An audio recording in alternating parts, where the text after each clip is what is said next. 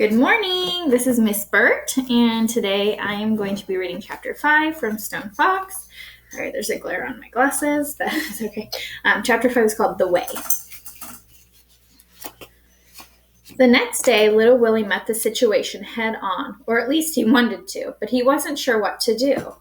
Where was he going to get $500? Grandfather had always said, "Where there's a will, there's a way." Little Willie had the will. Now all he had to do was find the way. "Of all the stupid things," cried Doc Smith, "not paying his taxes? Let this be a lesson to you, Willie." "But the potatoes barely bring in enough money to live on," explained little Willie. "We went broke last year." "Doesn't matter. Taxes gotta be paid, whether we like it or not. And believe me, I don't know of anybody who likes it." "Then why do we have to pay them in the first place?" "Because that's the way the state gets its money." Then why don't they grow potatoes like Grandfather does?" Doc Smith laughed. "They have more important things to do than grow potatoes," she explained. "Like what?" "Like taking care of us. Grandfather says we should take care of ourselves. But not all people can take care of themselves. Like the sick, like your grandfather. I can take care of him. He took care of me when my mother died. Now I'm taking care of him. But what if something should happen to you?" "Oh," little Willie thought about this. They walked over to a sled where Searchlight was waiting, Doc Smith's high boots sinking into the soft white snow with each step. Little Willie brushed off the snow of Searchlight's back. Then he asked, "Owing all this money is the reason Grandfather got sick, isn't it?" "I believe it is, Willie," she agreed. "So if I pay the taxes, Grandfather will get better, won't he?" Doc Smith rubbed the wrinkles below her eyes. "Just better do what I told you before. Let Mrs. Peacock take care of your grandfather but he will. He'll get better, won't he?" "Yes, I'm sure he would, but, child, where are you going to get $500? "I don't know, but I will. You'll see." That afternoon, little Willie stepped into his bank wearing the blue suit and blue tie. Oh, here's a picture.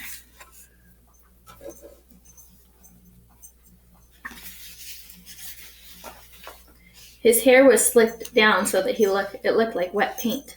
He asked to see Mr. Foster, the president of the bank. Mr. Foster was a big man with big cigars stuck right in the center of his mouth. When he talked, the cigar bubbled up and down a little, and little Willie wondered why the ash didn't fall off the end of it. Little Willie showed Mr. Foster the papers from Grandfather's strong box and told him everything Mr. Snyder, the tax man, had said.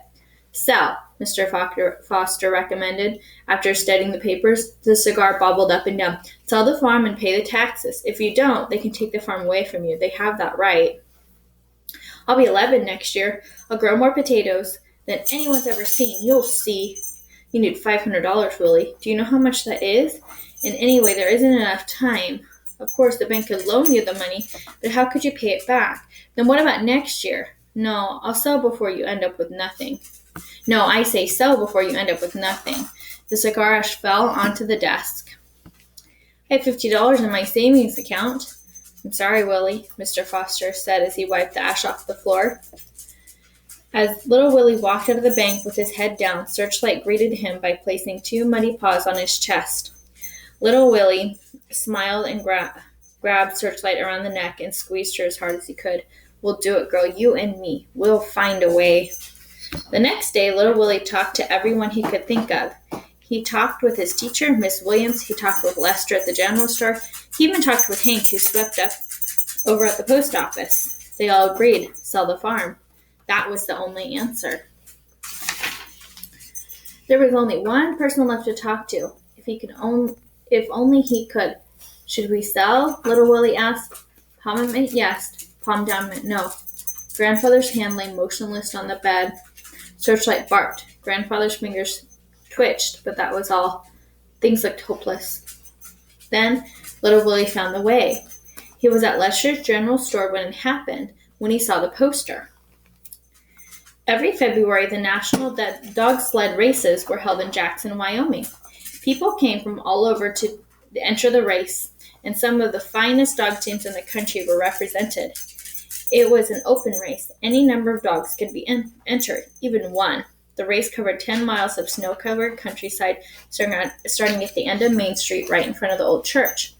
There was a cash prize for the winner. The amount varied from year to year. This year it happened to be $500.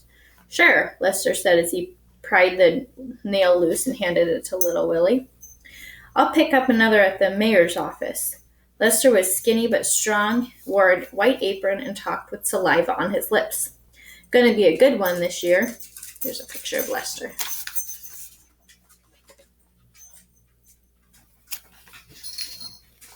They say that Mountain Man, the Indian called Stone Fox, might come. Never lost a race. No wonder with 5 Samoyeds. Might be saying that wrong. Samoyeds? It's a type of dog, I know that. But little Willie wasn't listening as he ran out of the store, clutching the poster in his hand. Thank you, Lester. Thank you.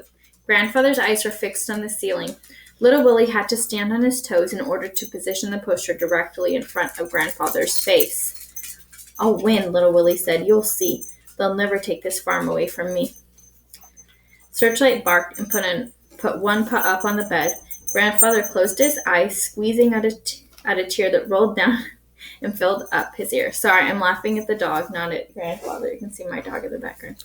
Little Willie gave Grandfather a big hug, and Searchlight barked again.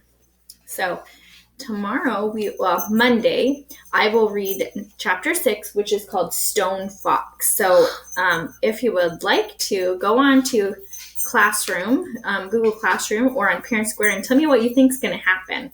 So I know what I think is going to happen, but I would love to hear your predictions. So I will see you guys next week. Okay, bye.